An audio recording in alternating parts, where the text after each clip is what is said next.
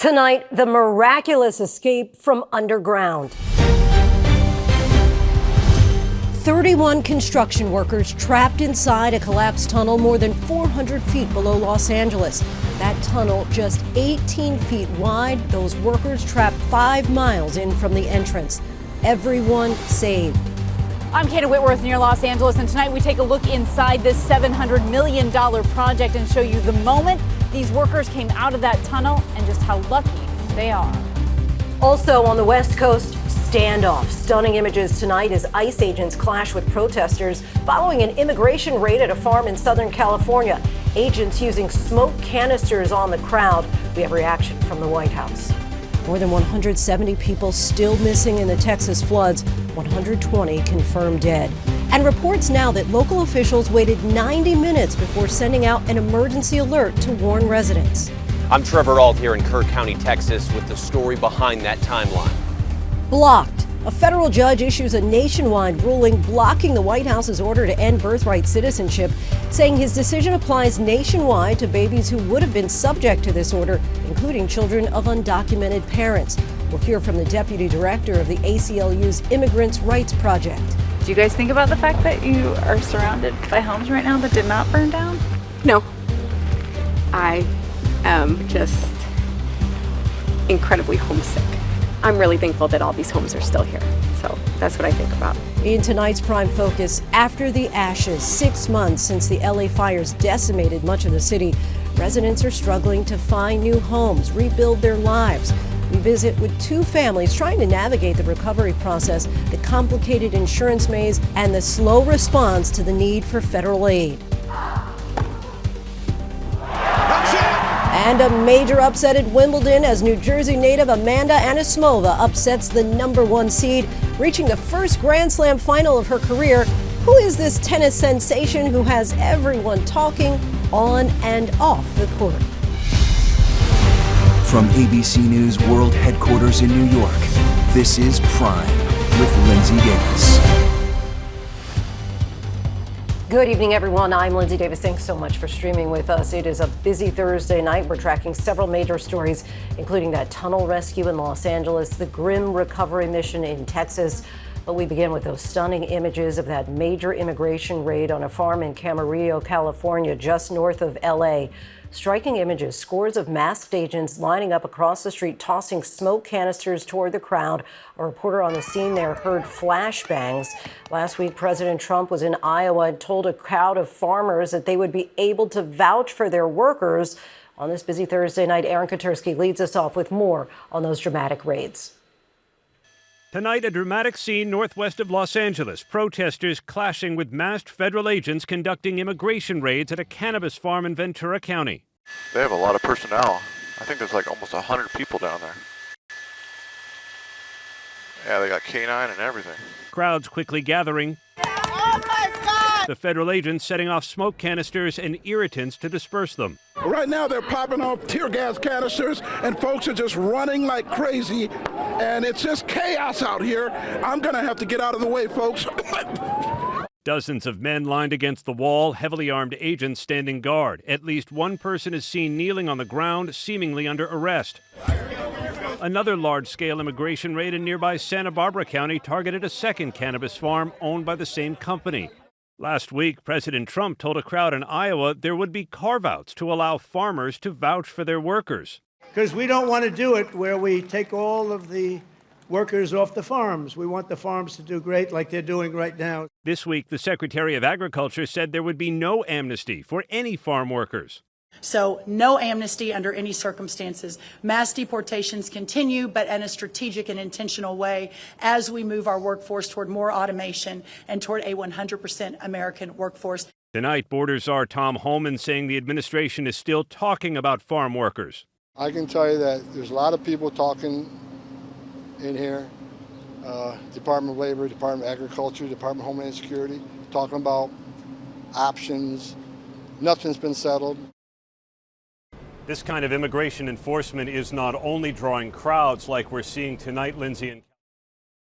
Online, there are calls for violence with a goal of trying to stop these raids. Lindsay? Aaron, thank you. And we're learning the details behind a remarkable rescue in Los Angeles. Workers were trapped in a tunnel collapse 400 feet underground and miles from the exit.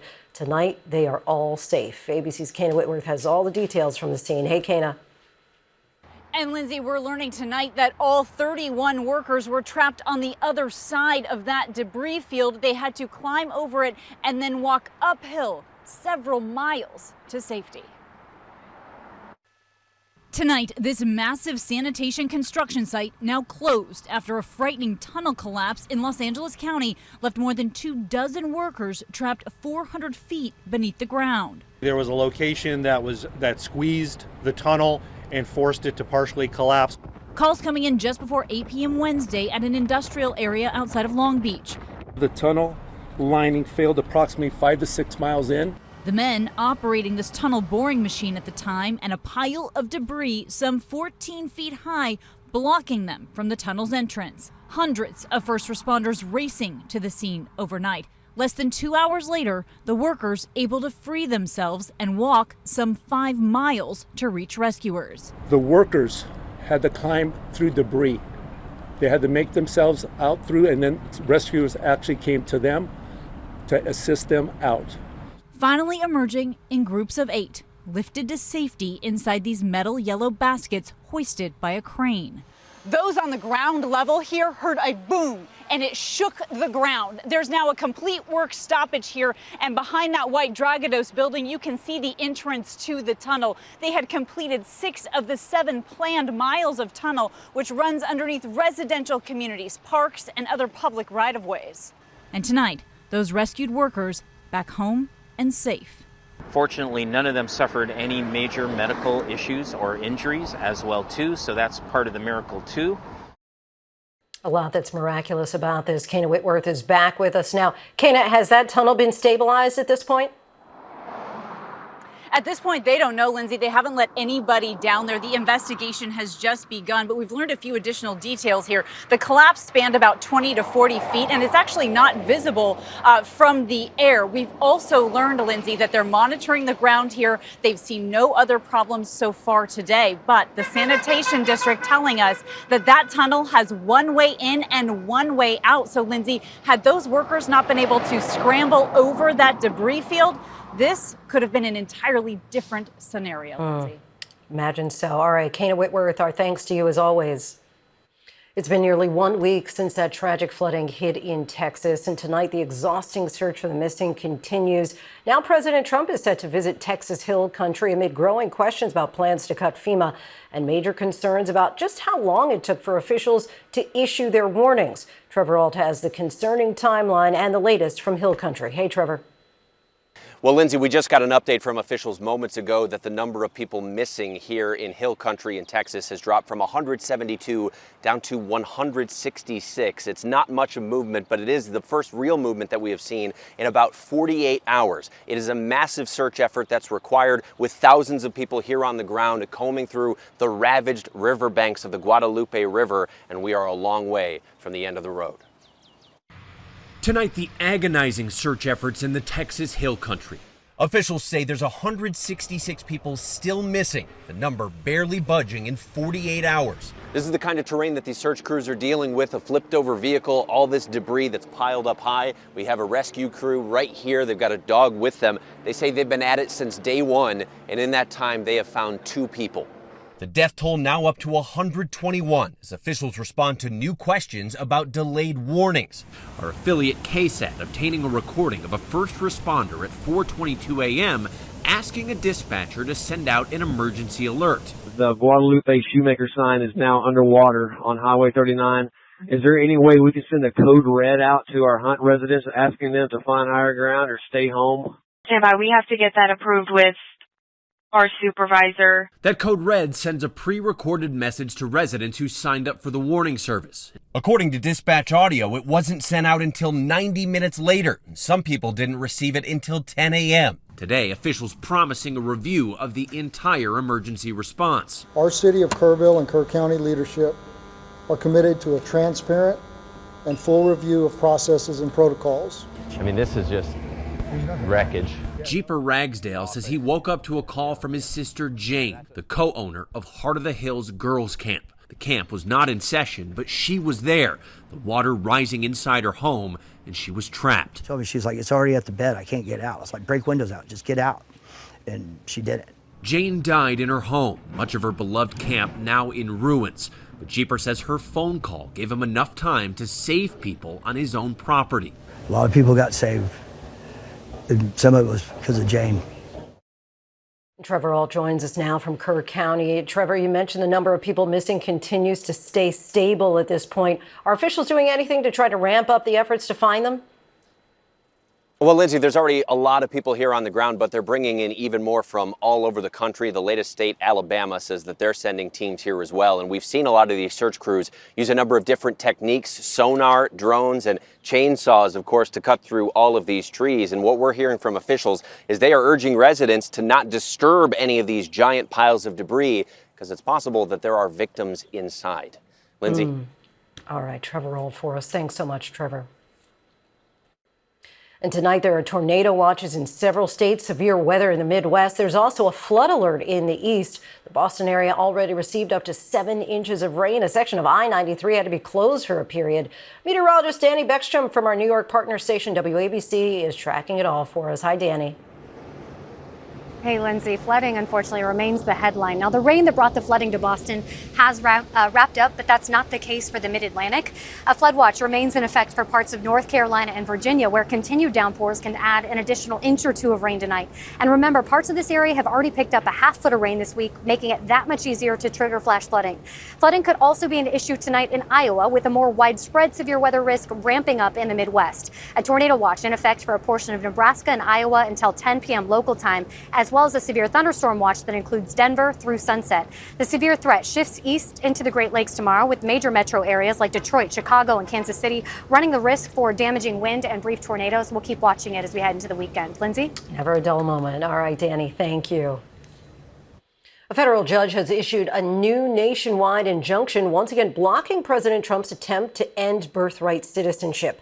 The class action lawsuit on behalf of all children born in the U.S. after February 20th aims to get around a recent Supreme Court ruling. Here's Rachel Scott.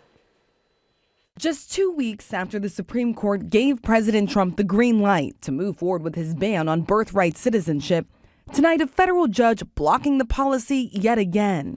The High Court determined federal judges could not issue sweeping nationwide injunctions against many of Trump's policies. But the plaintiffs in today's case worked around that ruling by filing a class action lawsuit on behalf of all children born in the United States after February 20th. People telling us that they're considering changing where they're going to deliver their babies, moving away from their doctors, their communities, worrying about their families being torn apart. The president has said he's prepared to enforce the ban. Hundreds of thousands of people are pouring into our country under birthright citizenship, and it wasn't meant for that reason. But the administration has still offered no details on how they would put the ban into effect.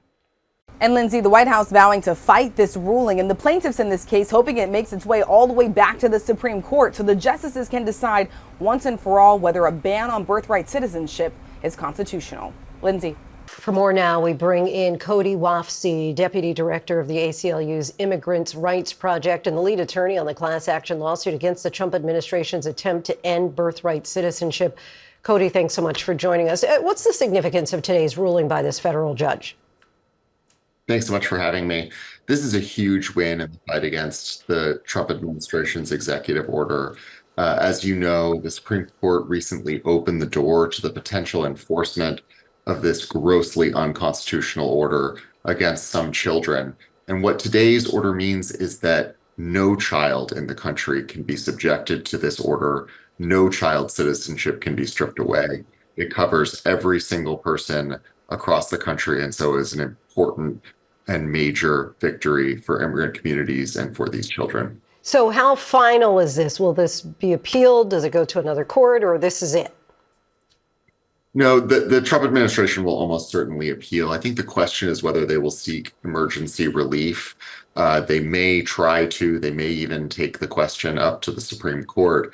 But given the strength of the judge's basis for both creating a nationwide class, as well as for issuing a preliminary injunction in this case, we are very confident that we will be able to beat any emergency relief request and ultimately prevail in this case. What's at stake for ordinary citizens if the Trump administration does ultimately do away with birthright citizenship?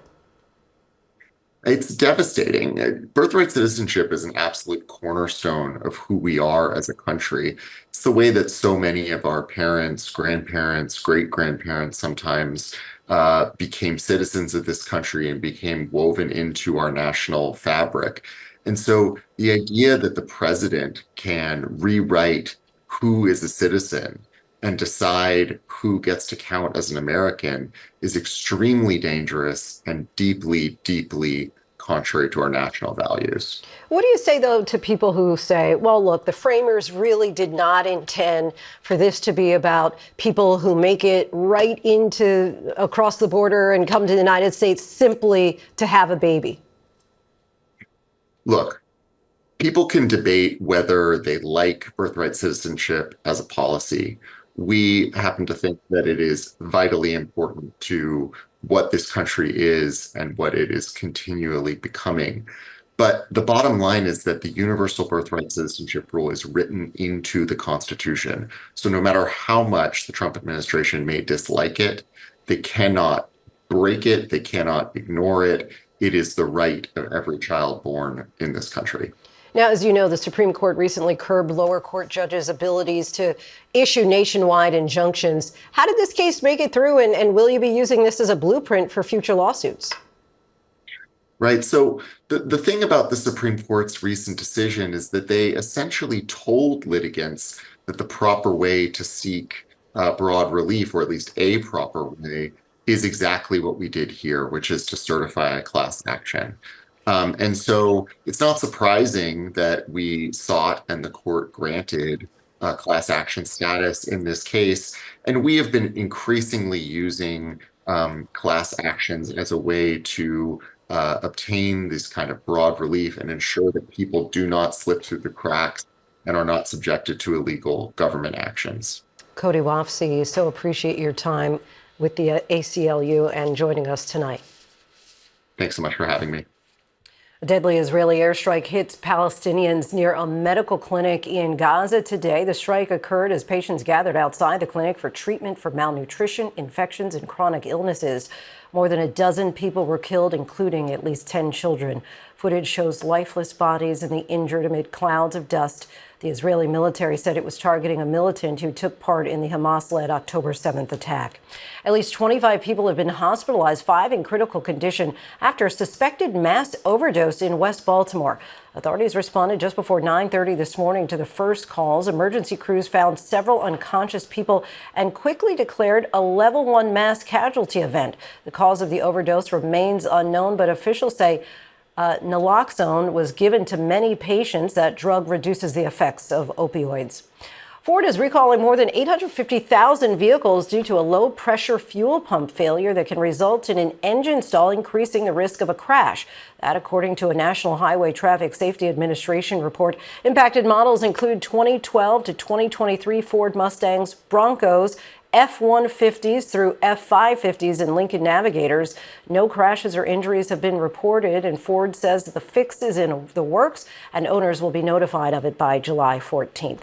Still ahead, 6 months after some of the most destructive and deadly wildfires in California history ripped through much of Los Angeles County, Arcana Whitworth returns to find residents trying to rise from the ashes, but facing challenges at every turn. The cost of housing is astronomical. I mean, we were paying 3.5 times what we were renting before. FEMA is supposed to be there. I have spent hours and hours on the phone with them. And later, he really wanted that prize. The panic after a child went all in for a claw machine.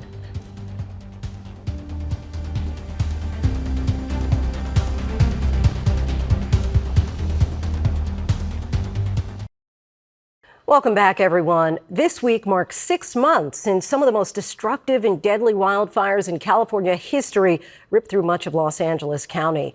The devastation left behind was overwhelming. The loss of loved ones, of homes, memories, businesses, and livelihoods. Now, after some time has passed, residents trying to rebuild are facing a series of bumps in the road, whether it's federal response, insurance claims, even health concerns from what the fires left behind in the air, soil, and water. In tonight's Prime Focus, Arcana Whitworth goes back to Altadena to check on what life is like after the ashes.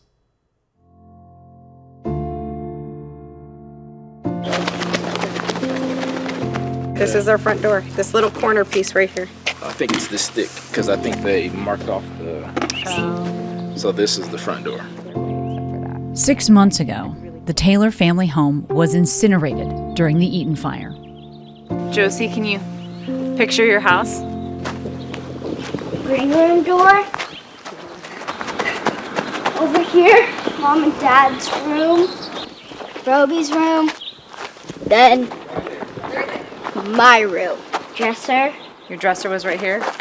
Bed. My bed. That's about it. Do you look at those mountains the same? All I remember is Mom and Gianna opened the door and we could just see the flames. It's the Eaton Canyon fire coming over the ridge to our house. What are we doing, Gianna? We're just getting stuff ready to evacuate for smoke and stuff. If you look through like that tree, there's the fire, the smoke, all that. It's pretty bad. This is an absolute firestorm. Everything is on fire down here. Over 100,000 residents remain under evacuation orders in the Palisades. Eaton, Hearst, Kenneth, and Lydia fires. Fierce winds have turned wildfires into infernos. There are almost no words to describe the devastation in Los Angeles County. How many eggs should we do? 8? Maybe we'll do 6. I think 6 will be good. 14 miles away from where their home once stood, Stefan and Ariane Taylor try to maintain some normalcy for their 3 children. I think had they lost their school, lost their home, and then had to start over in a brand new community with friends, that could have really been the straw that broke their back. Oh my God. Oh my God. And in these moments, they saw the devastation for the first time. Their home, nothing but rubble and ash. I'm so sorry, Gianna. I'm so sorry. I'm so sorry, my babies. 6 months later, after the ashes, the pain is still raw, but even stronger is the ache for home. The houses behind us did burn and the houses up there are gone. Do you guys think about the fact that you are surrounded by homes right now that did not burn down? No. I am just incredibly homesick. Josie, you have your lunch? Each day in the midst of uncertainty, finding routine is essential. Today, the family wakes up early Yippee-ki-yay! to get 7-year-old Josie, 12-year-old Gianna, and 14-year-old Stefan to their summer activities. I like where we're living. The only thing I don't like is being in the car for a long time. The Taylors are living in their 3rd temporary home, and hunting for a permanent one has become a feat on its own. It's daunting. The LA wildfires claimed at least 30 lives, torched nearly 50,000 acres, and destroyed more than 16,000 structures. That amount of devastation had an immediate and lasting impact on the entire region's already difficult housing market. This home already has 10 applications, and it's been contacted 67 times. We're number 68. And a report by the Rent Brigade cited that there are over 5,000 rental listings with likely unlawful price increases that have been identified on Zillow alone. LA is an incredibly expensive place to live, as it is. And so when you add all these other people who are now in the rental market that maybe weren't before, you're going to have a pretty significant impact. Last month, the LA County Board of Supervisors approved a motion to extend housing price gouging protections, but that expires on July 31st.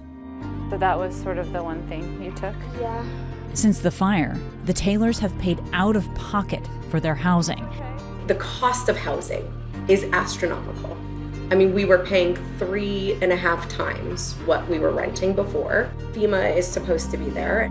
I have spent hours and hours on the phone with them.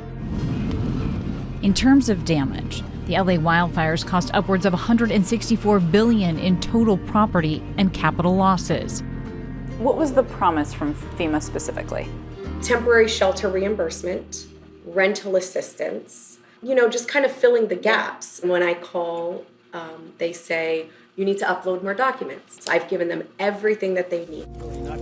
Government agencies like FEMA have had their funding slashed by DOGE, formerly run by Elon Musk. $646 million as part of what the administration said was rooting out waste and fraud, now staffed by just roughly 1/3 of the agency's full-time workforce. ABC News reached out to FEMA, and in a statement, a spokesperson told us in part that over 500 FEMA responders deployed to LA County to deliver expedited aid to more than 30,000 households. To date, over $3 billion has been made available for individuals and families. And the Taylors aren't alone. Mackay Ward, a third-generation resident of her Altadena home, faces her own battle. Right here is my home, my grandparents' home, and then right here are my lovely neighbor's home. But these are the only two houses standing. Everything around us is completely abandoned. We are going to be entering through our kitchen entrance. They did recently paint. Living in the house her grandparents once lived in, It's a very old school house. Mackay isn't on their home insurance. Right when insurance let me know that because I wasn't listed in my grandmother's trust, FEMA would then kind of be the next resource after. But then I was denied by FEMA. This was kind of all burnt up. Had grapes. They tell us your property's still standing, so there's nothing that we can do. We can't test any soil. We can't remove any debris from your lot. And all of this was in the living room. On the surface, she's one of the lucky ones. But as she peels back the layers, there's a difficult reality. Our old dining room. Potential dangers like air pollutants, water quality, and lead and other toxic materials in the soil. Insurance companies have long been pulling out of California or limiting plans due to increased wildfire risks, plus difficulties sustaining profits. California offers a bare-bones insurance coverage plan dubbed the FAIR Plan. It was designed as a temporary safety net until policyholders could find a more permanent option. And despite the high premiums and basic coverage, the FAIR Plan has become a default for many. So far, the Los Angeles wildfires reached an estimated $75 billion in insured losses. On the front lines of it all, the California Department of Insurance regulating the rapidly changing industry. But if insurance companies want to do business in California, they need to be writing in some of the higher risk areas. Mackay, searching for purpose in the weeks after the tragedy, teamed up with 3 other Altadena residents to create the Altadena Recovery Team. It's a charity-driven community organization that has delivered over 20,000 disaster relief kits to affected families. Just being able to feel empowered and show up for our community has just given me a sense of hope. Altadena is not for sale. You let me have the shelter. I said, okay, we're going to say goodbye to the house. So I wanted the kids to write a letter and something that they wanted to keep here and not bring with them. It's going to be a long haul. Families like ours, and I think the community at large, are up for that. You're making good on the promise that Altadena is not for sale. Oh, for sure. Yeah, for sure. 6 painstaking months after losing so much, hope is the one thing that's still free. We had saved and saved and saved with the intention of buying, and now we are spending on renting. But I do feel optimistic that do we buy somebody's house and make it our forever home? I want to have a home that the kids can bring grandkids to, and I want it to be in Altadena. I need it to be in Altadena. Such a connection to that community. Our thanks to Kana Whitworth. Coming up, a lifeline for a summer camp on the brink of closing due to the freezing of federal funding for the Department of Education. But not all programs are so lucky. A look at this freeze, how it could impact programs that save kids from the summer learning slide. Plus, it's the one that started it all. Just how much the original Birkin bag sold for at auction.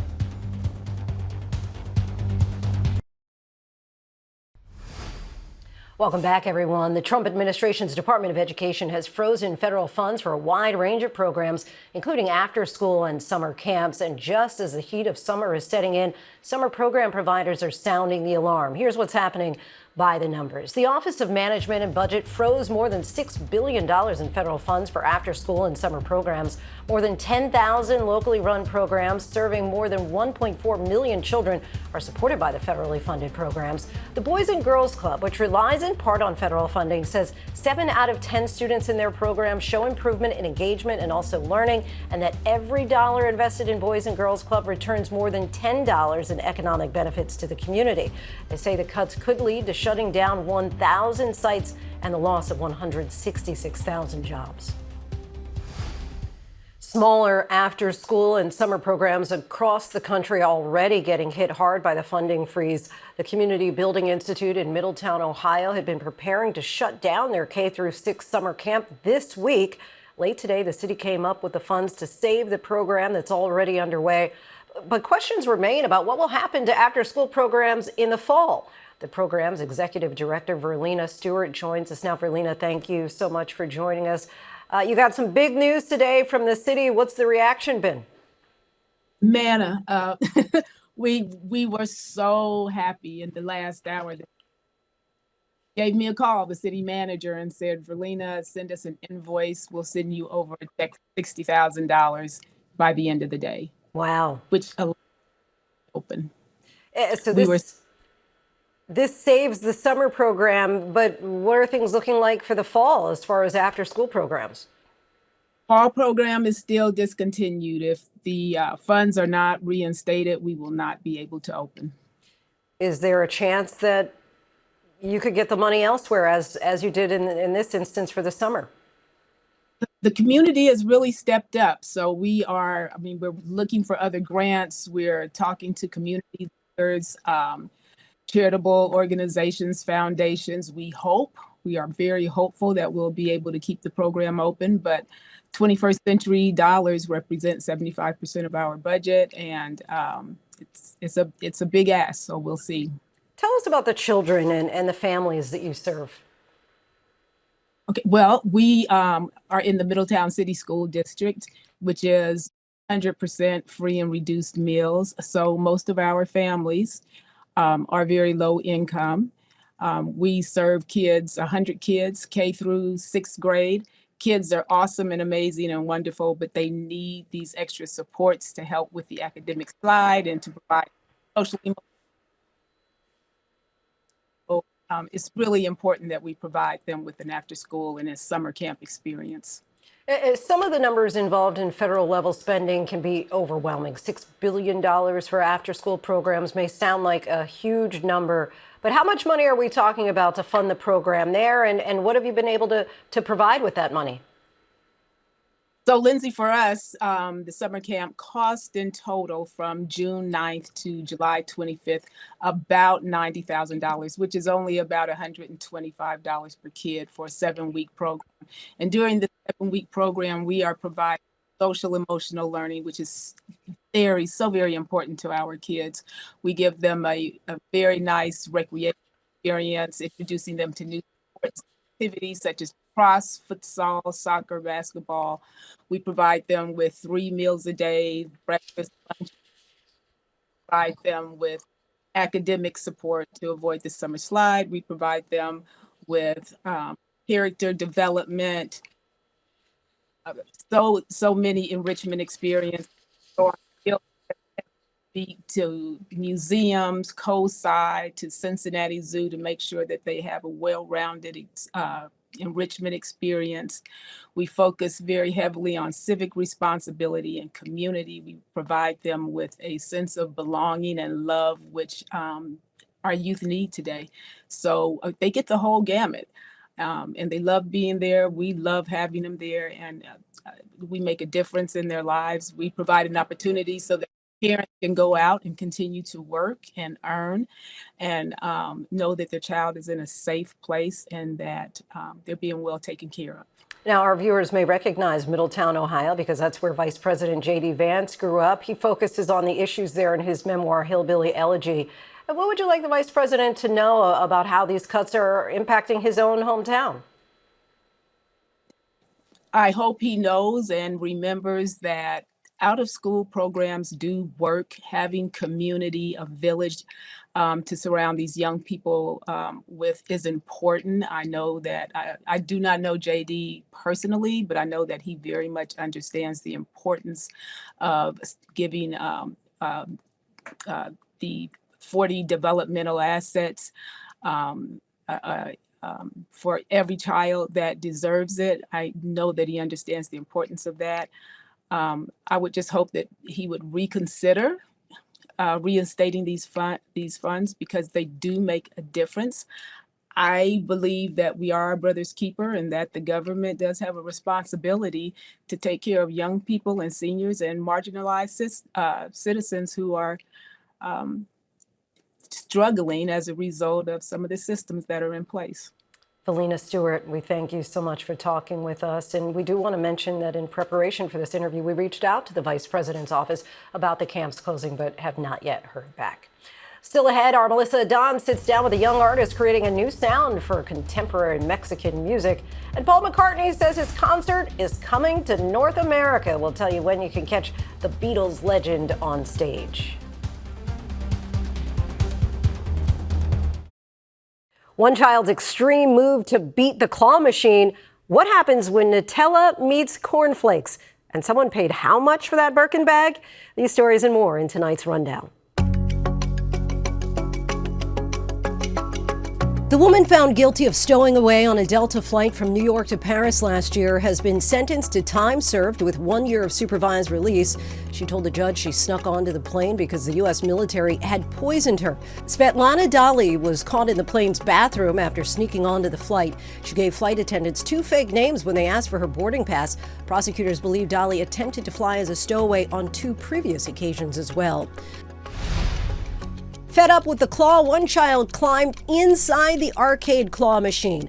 The small child wound up stuck inside. Video shows the child walking up to the machine, then crawling in the small door where the prizes pop out.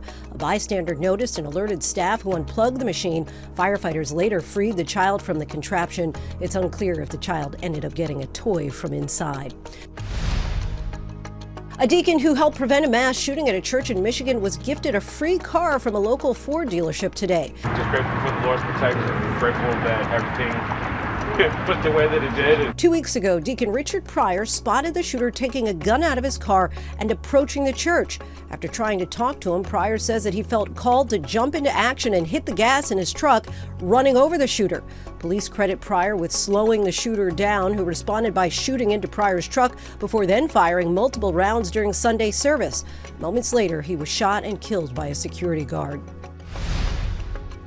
The Italian company behind Nutella announced they are acquiring American cereal company Kellogg's in a deal valued at more than $3 billion.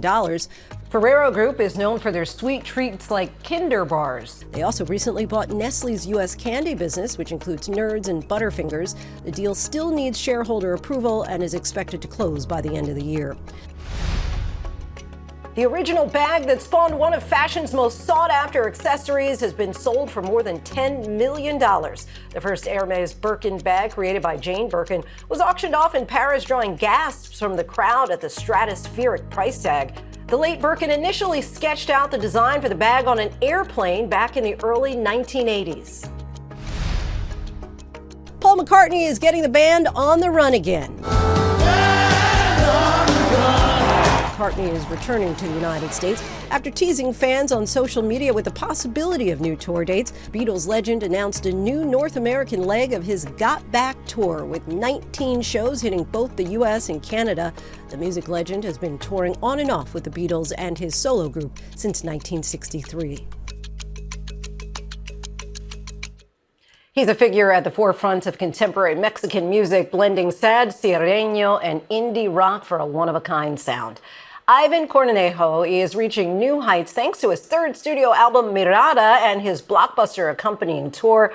Our Melissa Dunn got a chance to sit down with the young star ahead of a major show at the Kia Forum to talk about his passion for music, introspective songwriting, and his special connection with his fans.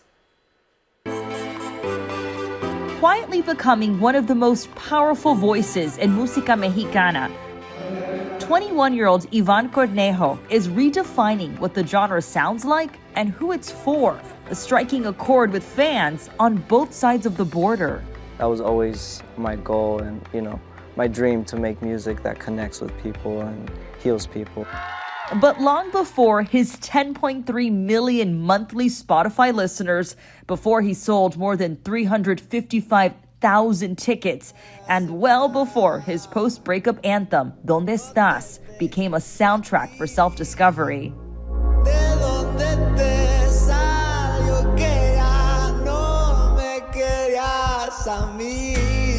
Ivan was a kid in California, forging his talent at a young age. We sat down with him ahead of a major show at the Kia Forum. You were about, 7 years old when you learned how to play the guitar? And I read that you learned how to play the guitar on YouTube?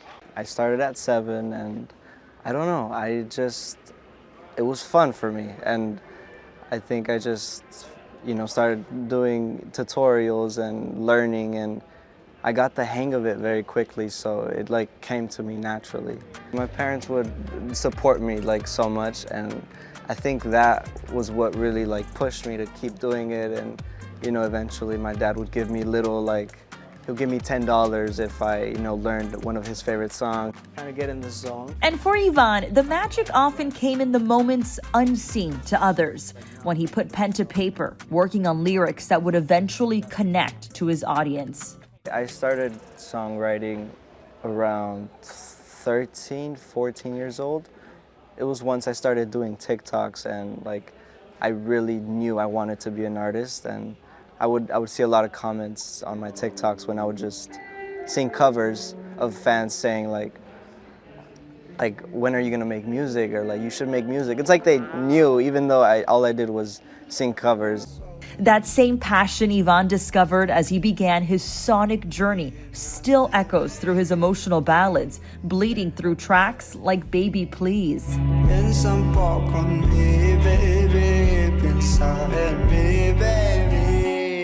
Your songs are vulnerable. You talk about love, heartbreak, what's next, and relationships, loss. That's a serious topic. My fans already are vulnerable, and anyone who listens to sad music is vulnerable, and I feel like they really connect with that and with the lyrics. Growing up, his influences span generations and genres, with one foot in Southern California and the other in Mexican tradition. Ivan's bicultural background shaped the artist he is now. Johnny Cash was a big inspiration at such a young age.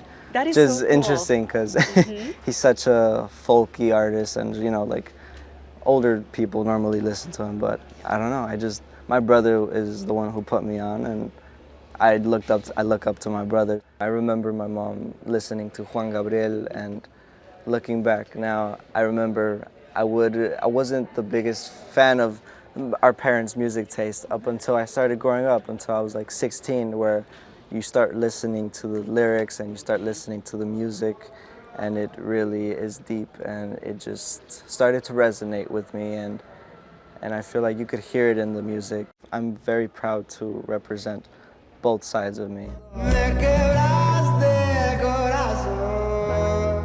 Ivan's genre-bending style and sound has captivated fans across the globe. His third studio album, Mirada, earning him over 1 billion streams worldwide.